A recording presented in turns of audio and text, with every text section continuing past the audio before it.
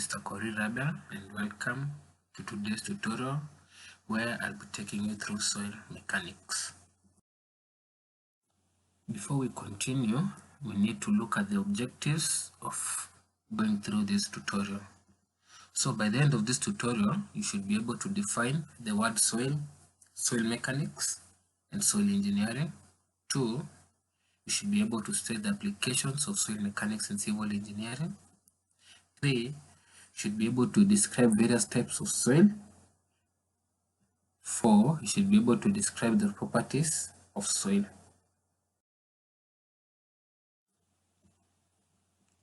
The word soil was derived from a Latin word solium, which is the upper layer of the earth comprised of loose surface material in which plants can grow.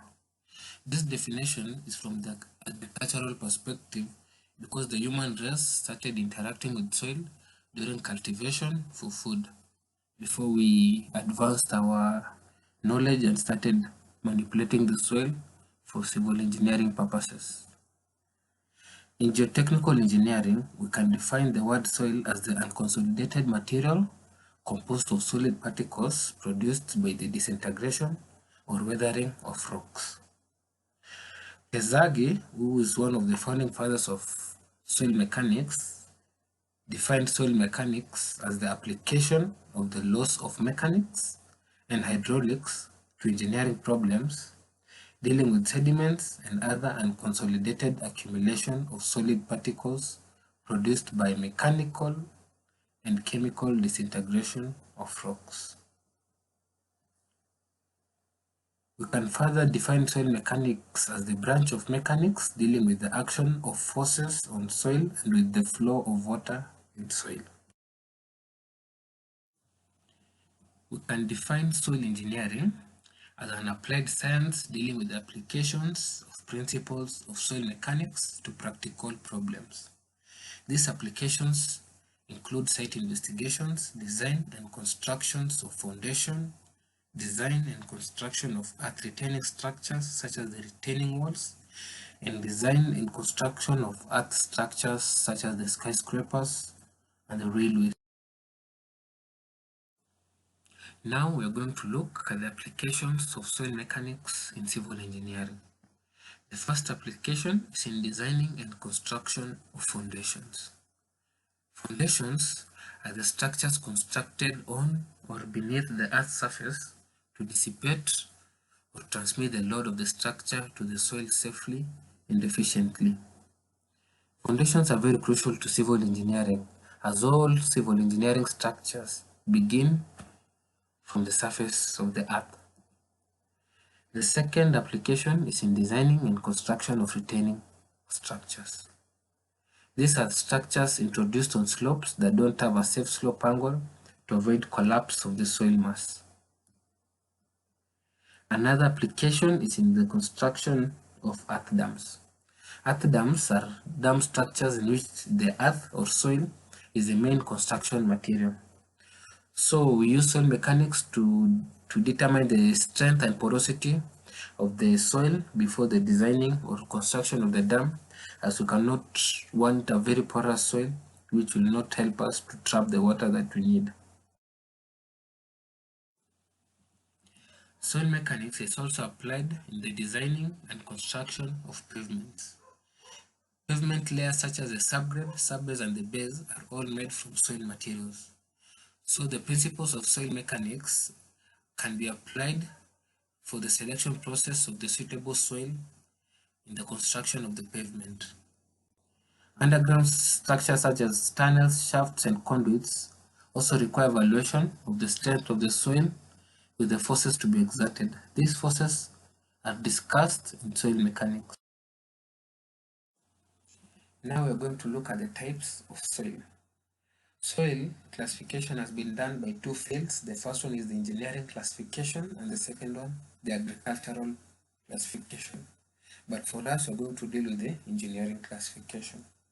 The first type of soil is the bentonite clay, which is a type of clay with a very high percentage of clay mineral called montmorillonite.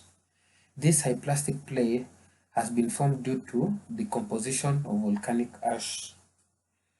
Bentonite clay has been applied in civil engineering to reinforce bored holes on the ground that will later be piled, which is a type of foundation.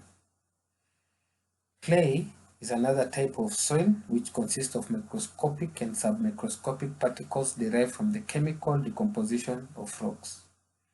Clay soils are cohesive and has a particle diameter of less than 0.002 millimeters.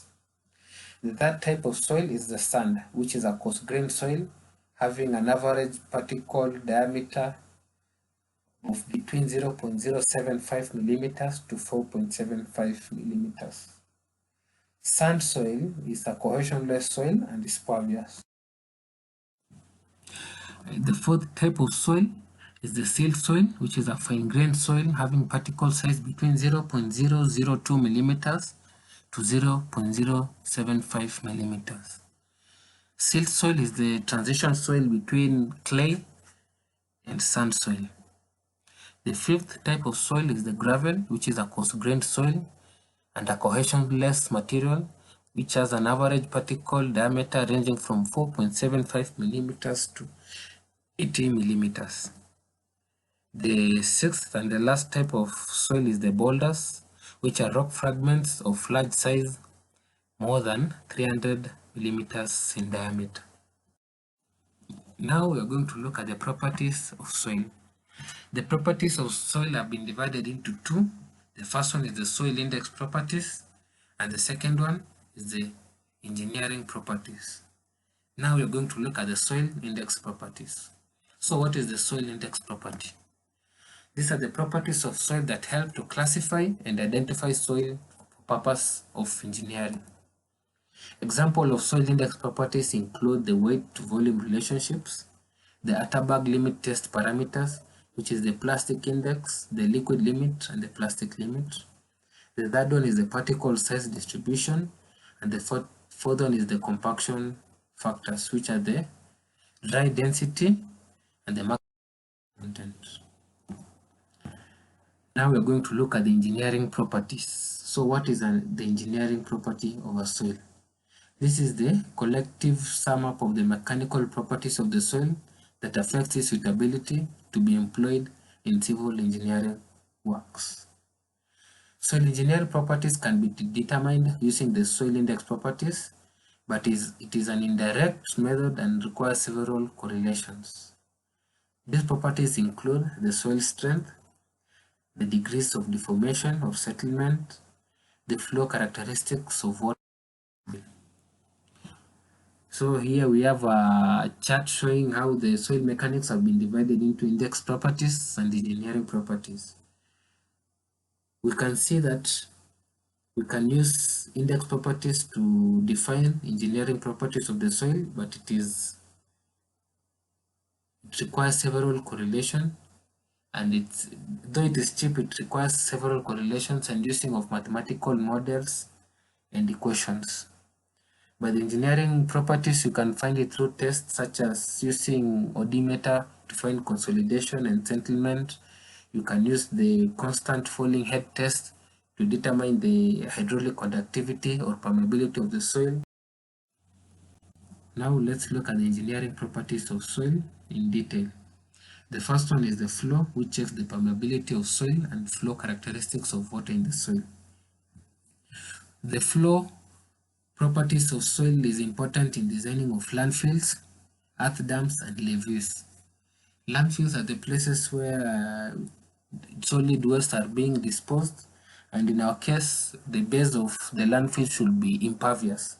It should not allow water to flow through it, so that the waste from landfills, the liquid waste from landfills cannot penetrate the soil to the groundwater and pollute it. The second engineering property is deformation, which is the change in shape or volume of soil mass accompanied by vertical or lateral movement under the effect of external loads. Soil deforms due to physical loading and environmental changes such as draining of water, which causes consolidation. The third engineering property is the strength, which is the resistance to shear stress in terms of the effective internal friction and effective cohesion. Measure of the capacity of soil to resist deformation and refers to the amount of energy that is required to break apart. That is another definition of soil strength. Now we can see the landfill where you can have the hydraulic conductivity denoted by K showing down. So in case of a landfill, we will not want a pervious base landfill, and for a dam, we will not want a pervious one too. We will want an impervious earth dam so that it can retain water. For deformation, in the picture we can see a tire track, the tracks of a tire that has deformed the soil.